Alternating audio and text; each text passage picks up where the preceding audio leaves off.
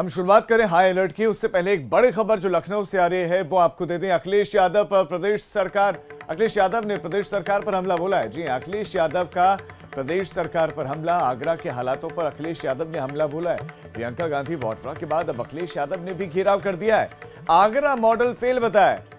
Agra model fail, जिला बन जाएगा वुहान। अखिलेश यादव ने कहा कि ये वुहान बन जाएगा। आगरा मॉडल को पूरी तरह से फेल करार दिया है। देखिए, आगरा में एक के बाद एक हर एक स्तर पर, चाहे वो कोरोना संक्रमित मरीजों की संख्या बढ़ना हो, उनको घटा पाने में, लॉकडाउन का पालन करवाने में, अस्पतालों में व्यवस्थाएं ना होना, अस्पतालों में सिर्फ कोरोना मरीजों से तो दूसरे मरीजों को इलाज ना मिलना, क्वारंटीन सेंटर्स की बदहाल स्थिति हो, हर एक स्तर पर लापरवाही और खामियां निकल रहे हैं। नितिन उपाध्याय हमारे संवाददाता इस पर ज्यादा जानकारी के साथ जुड़ गए। नितिन, अखिलेश यादव का कहना है कि आगरा मॉडल फेल है, वुहान बन जाएगा आगरा। देखिए, बिल्कुल। देखिए, आप इस चीज को इस तरह से समझिए कि अभी तक केवल विपक्ष इस पूरे मामले पर आगरा में जो वर्स्ट सिचुएशन चल रही है उस पर चुप बैठा हुआ था, लेकिन मेयर ने जैसे ही चिट्ठी लिखी है और उसके बाद इस पूरे मामले का पॉलिटिसाइजेशन हो गया है, पूरा राजनीतिकीकरण हो गया है। प्रियंका गांधी ने कल ट्वीट किया, समाजवादी पार्टी की तरफ से ट्वीट किया, अखिलेश यादव ने अपने पर्सनल ट्विटर हैंडल से ट्वीट करते हुए कहा है कि आगरा में मॉडल मेयर के अनुसार पूरी तरह बुहान बना देगा। ना जांच है, ना दवाई है और ना अन्य बीमारियों के लिए सरकारी या प्राइवेट अस्पताल है, ना जीवन रक्षक किट है और क्वारंटाइन सेंटर्स की बदहाली लगातार बता रही है कि मुख्यमंत्री योगी आदित्यनाथ का जो आगरा मॉडल है वो पूरी तरह फेल हो गया है। कुल मिला के कुछ दिन पहले मुख्यमंत्री कार्यालय से ट्वीट किया गया था जिसमें आगरा मॉडल को नजीर बताया गया था, लेकिन अब उसी पर अब राजनीति शुरू हो गई है, क्योंकि मेयर नवीन जैन ने जब इसको लेकर चिट्ठी लिखी, यानी कि चिट्ठी लिखने के बाद से अब ये विपक्षी दलों के निशाने पर रह गए हैं। आप नितिन हमारे साथ बने रहे, अगली खबर पर आपके पास आएंगे। प्रियंका गांधी वाड्रा का ट्वीट, उसके बाद अब अखिलेश यादव का ये कहना कि आगरा वुहान बन जाएगा। स्थितियां कुछ उसी ओर इशारा कर रहे हैं, क्योंकि इलाज नहीं मिल रहा, जीवन रक्षक किट्स की समस्याएं और दूसरी तरह की तमाम समस्याएं। आगरा तो जो मॉडल जिसकी तारीफ की गई थी वो मॉडल फेल है। आगरा में कल जिस सब इंस्पेक्टर विकास राणा पर पब्लिक ने हमला कर उन्हें घायल कर दिया गया था, अब उनकी दहशत से पब्लिक थर थर कांप रही है। जी हां, थाना एतमदौला इलाके में नुनिहाई चौकी में तैनात विकास राणा की दबंगई की कई शिकायतें सामने आ चुकी हैं। ऐसे में अब विकास राणा की दबंगई का वीडियो वायरल हो रहा है, जिसमें वो एक बाइक सवार को जमकर लाठी से पीट रहे हैं। दरअसल ये मामला थाना एतमदौला इलाके का है, जहां पर एक बाइक सवार शख्स जा रहा था। इसी दौरान लॉकडाउन उल्लंघन के नाम पर बाइक सवार को रोककर दरोगा ने तेज दनादन लाठियां बरसानी शुरू कर दी। अब इस दौरान बाइक सवार खुद को बचाने की गुहार लगाता रहा। इस वीडियो में जो दरोगा लाठियां बरसा रहा है वही दरोगा कल बघेल बस्ती में कुछ लोगों के हमले में घायल हुए हैं। नितिन हमारे सहयोगी इस पर और ज्यादा जानकारियां देंगे। नितिन, अब सवाल यह है, नितिन, हमले की हर कोई निंदा करता है, लेकिन एक सवाल यह भी है कि जो तस्वीरें इस वक्त हम टीवी स्क्रीन पर देख रहे हैं, जिस व्यक्ति को पीटा जा रहा है वो भी तो लॉकडाउन का उल्लंघन कर रहा है।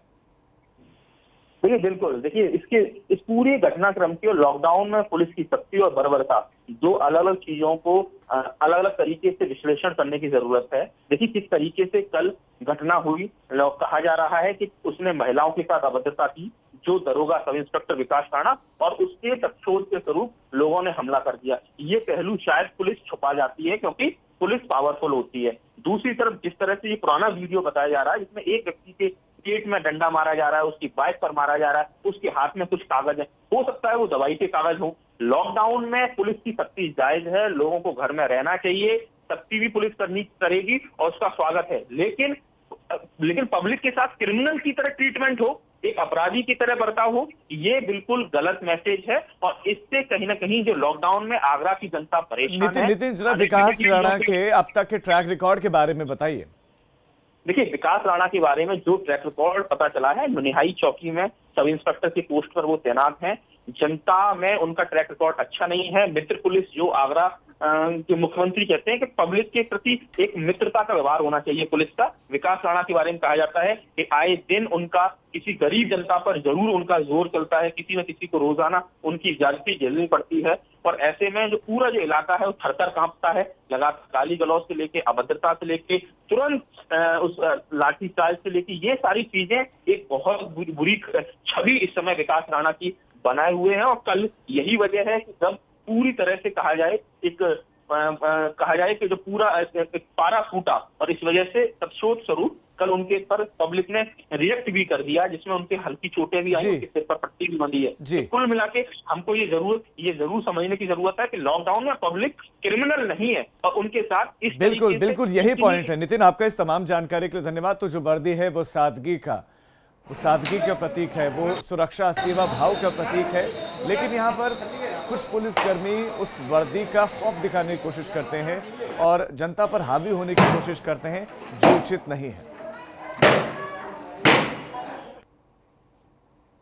इस मुश्किल वक्त में, नाजुक हालातों में कोरोना कर्मवीरों पर महासंकट आया है। देश के लिए अपनी जान की बाजी लगा देने वाले, जान की परवाह न करने वालों को लेकर मुख्यमंत्री के चेहरे पर अब चिंता है। महामारी का सामना डट कर करने वाले पुलिसकर्मियों तक इस कोरोना महामारी का अगर बात करें तो ये बेहद करीब लोग हैं, उन कोरोना वायरस के बेहद करीब हैं। ऐसे में इन तक कोरोना ना पहुंचे, इसको रोकना होगा। इसीलिए बेहद जरूरी है कि इस जंग में हम अपने कर्मवीरों का साथ दें, देश को अपना परिवार मानने वाले जाबाजों की हौसला अफजाई करें और उनके स्वस्थ रहने की हम दुआ करें।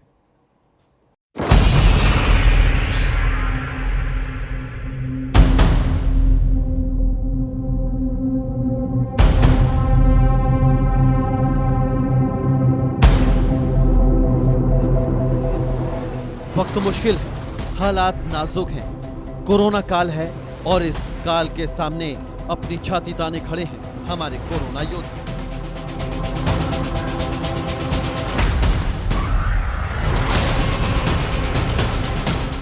कोरोना के खिलाफ इस जंग के योद्धाओं की बदौलत ही पूरी दुनिया भारत को सलाम कर रही है।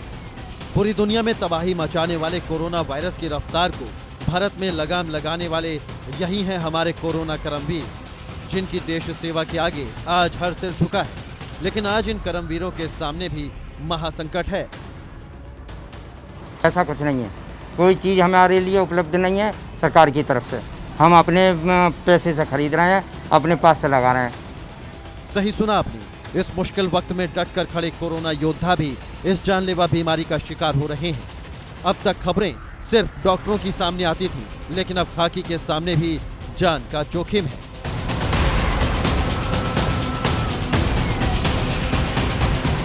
कोरोना वॉरियर्स को एहतियात बरतने के निर्देश दिए गए हैं। मुश्किल वक्त में पुलिसकर्मी डटकर अपनी जान पर खेलकर हमारे लिए काम कर रहे हैं, जिसकी वजह से वाराणसी, कानपुर और मुरादाबाद में कई पुलिसकर्मी संक्रमित हो गए हैं।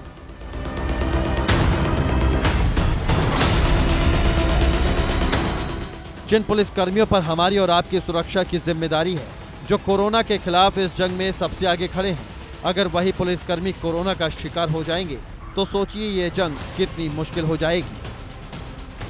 वाराणसी में नगर निगम चौकी के 7 पुलिसकर्मी कोरोना संक्रमित हो गए। कानपुर में 7 पुलिसकर्मी कोरोना पॉजिटिव पाए गए। मुरादाबाद में 1 सिपाही कोरोना पॉजिटिव पाया गया। वहीं प्रयागराज में 51 पुलिसकर्मियों को क्वारंटीन किया गया।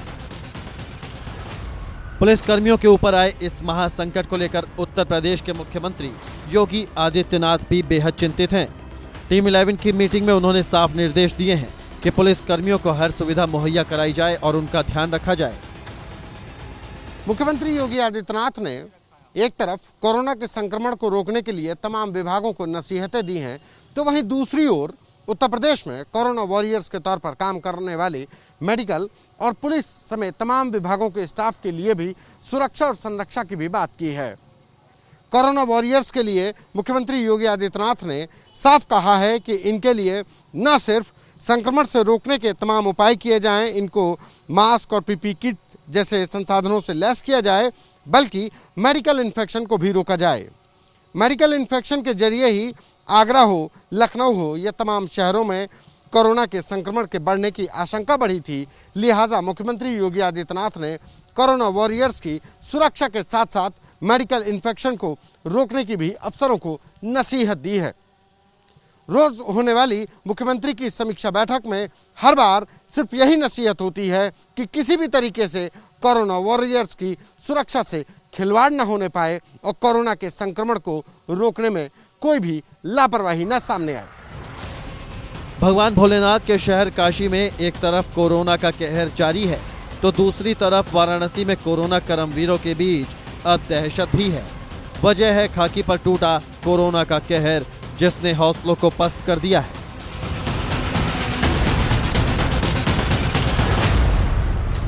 वाराणसी में 7 पुलिसकर्मियों के कोरोना पॉजिटिव पाए जाने के बाद पूरे महकमे में दहशत का माहौल है, लेकिन इस दहशत के बीच लापरवाही की तस्वीर हम आपको नगर निगम पुलिस चौकी के इस बैरक से दिखाते हैं, जहां आज भी पुलिसकर्मी मौजूद हैं। अब इन पुलिसकर्मियों की सुरक्षा राम भरोसे है। वाराणसी के नगर निगम के पुलिस चौकी के बैरक के पास हम खड़े हैं और हम आपको बैरक की तस्वीर दिखाना चाहेंगे। आप देख सकते हैं कि यहाँ पर जो सुरक्षा बैरक है वो किस तरह से है। यहाँ पर ये पुलिस की वर्दियाँ टंगी हुई हैं और अंदर जो इनके सोने का स्थान है वो भी यथास्थिति है। इसके भीतर 7 पुलिस कर्मियों के कोरोना पॉजिटिव होने के रूप में आई है और उसके बाद इस तरह की लापरवाही बड़े सवाल खड़े करती है। आपको बता दें कि ये जो 7 पुलिसकर्मी जिनको कोरोना पॉजिटिव आया है वो 7 पुलिसकर्मी इसी बैरक में रहते थे और जिस वक्त उनको शिकायत आई, जिस वक्त उनको ऐसी शिकायत आई कि हो सकता है कि उन्हें कोरोना पॉजिटिव हो, उसके बाद उन्हें एक निजी गेस्ट हाउस में शिफ्ट किया गया। इस जगह को सैनिटाइज किया गया है, ऐसे दावे किए जा रहे हैं, लेकिन फिर भी अगर इस बैरक में पुलिसकर्मी मौजूद दिखे हैं एबीपी गंगा के कैमरे में तो बड़ा सवाल है। सवाल यह है कि अधिकारी तंत्र कब इन बातों को संज्ञान लेगा। मुख्यमंत्री स्वयं चिंतित दिखाई दे रहे हैं। सड़क पर जिस तरह से कोरोना योद्धा के रूप में खाकी मदद कर रही है, ऐसी स्थिति में नगर निगम में इस तरह की अव्यवस्था बड़े सवाल खड़े करती है। अब देखना यह होगा कि अधिकारी तंत्र का इस बैरक को लेकर, पुलिसकर्मियों की सुरक्षा को लेकर अगला निर्णय क्या होता है। वाराणसी में 30 से ज्यादा कोरोना पॉजिटिव आए हैं।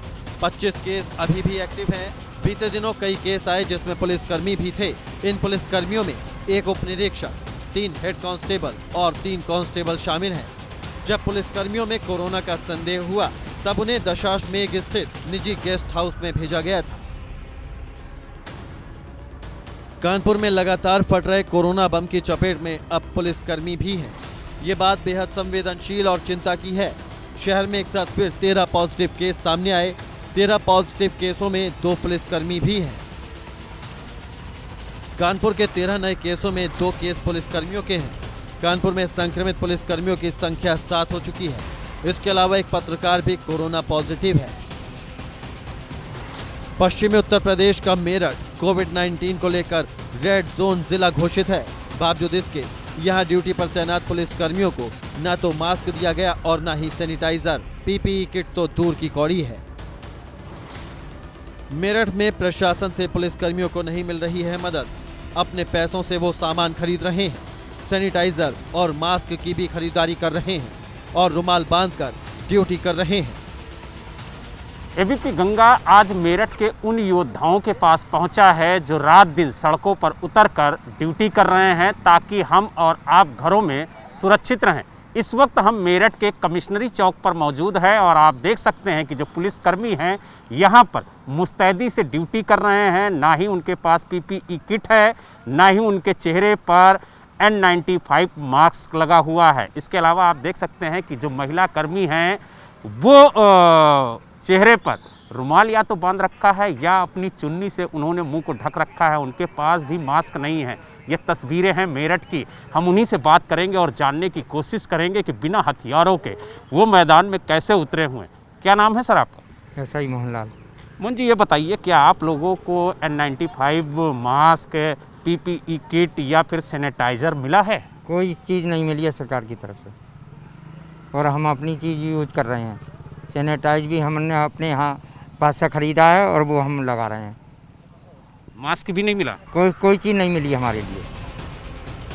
एबीपी गंगा ने मेरठ के कमिश्नरी चौक पर जाकर पड़ताल की और ये जानने की कोशिश की कि क्या उन्हें सैनिटाइजर और मास्क मिला है। कभी किसी अधिकारी ने उनसे उनका हाल पूछा और जाना उन्हें क्या दिक्कत है। महिला पुलिसकर्मी, उनसे जानने की कोशिश करेंगे कि आखिरकार उनका क्या कहना है। चेहरे पर तो उन्होंने अपनी चुन्नी बांध रखी है। क्या कहेंगे, आपको मास्क मिला, सैनिटाइजर मिला, पीपीई किट मिली है?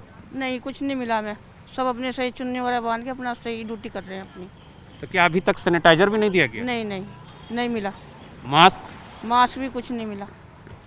ये स्थिति है मेरठ की। और भी महिला पुलिसकर्मी हैं, हम उनसे जानने की कोशिश करेंगे कि देखिए किस तरीके से वो अपने फ़र्ज को निभा रही हैं, ड्यूटी कर रही हैं, गाड़ियों को रोक रही हैं और उनसे पूछ रही हैं कि आखिरकार उचित कारण है तो उन्हें जाने दिया जा रहा, नहीं तो उन्हें रोका जा रहा। क्या नाम है आपका? सर मेरा नाम जीत कौर भाटिया है। दिव्या जी, ये बताइए क्या आपको मास्क मिला, सैनिटाइज़र मिला प्रशासन की तरफ से? नहीं सर, हमको नहीं मिला है। हमने खुद ही खरीदा है अपने आप ही। तो क्या कभी आपको डर नहीं लगता कि आप ड्यूटी कर रही हैं परिवार को छोड़ करके, ना आपके चेहरे पे मास्क है, ना सैनिटाइज़र मिल रहा, ना पीपीई किट है, ऐसी स्थिति में आप फिर भी ड्यूटी कर रहे हैं? सर हमारे लिए सबसे पहले देश है, सर्वोपरि है देश। तो हम अपनी जितना भी हमसे हो सकेगा हम सैनिटाइज़र भी खुद खरीदेंगे, जो भी है, लेकिन हम ड्यूटी करेंगे। पीपीई किट मिलने की जानकारी है तो उनका जवाब था, जो कुछ है वो हमने अपने पैसे से खरीदा है। सरकार और विभाग की तरफ से कुछ नहीं मिला और जो महिला सिपाही थी वो तो मुंह पर चुनरी और रुमाल बांधकर ड्यूटी करती नजर आई। ये जज्बा है उन कोरोना योद्धाओं का जिनका साफ तौर से कहना है कि वो ड्यूटी और अपना फर्ज देश के लिए कर रही हैं। और यही वजह है कि आप देखिए तस्वीरों में चेहरे पे चुन्नी लपेटे हुए रात दिन सड़कों पर उतरकर अपने फर्ज को पूरी वफादारी से निभा रही हैं। और तस्वीरें ये खुद बयां कर रही हैं कि इनके पास इस महामारी से लड़ने के लिए सुरक्षा किट नहीं है, बावजूद उसके ये इस युद्ध को पूरी मुस्तैदी से लड़ रही हैं। ये कहना गलत नहीं होगा कि जिसका कोई नहीं उसका तो खुदा है यारो, बात सच्ची है किताबों में लिखा है यारो। यही बात आज मेरठ में लागू होती इन पुलिसकर्मियों के लिए दिख रही है। मेरठ से वीडियो जर्नलिस्ट दीपक शर्मा के साथ बलराम पांडे, एबीपी गंगा। चलिए फिलहाल हम रुक रहे हैं एक छोटे से ब्रेक के लिए, हम फौरन लौट रहे हैं। आप लगातार देखते रहिए एबीपी गंगा, खबर आपकी, जुबान आपकी।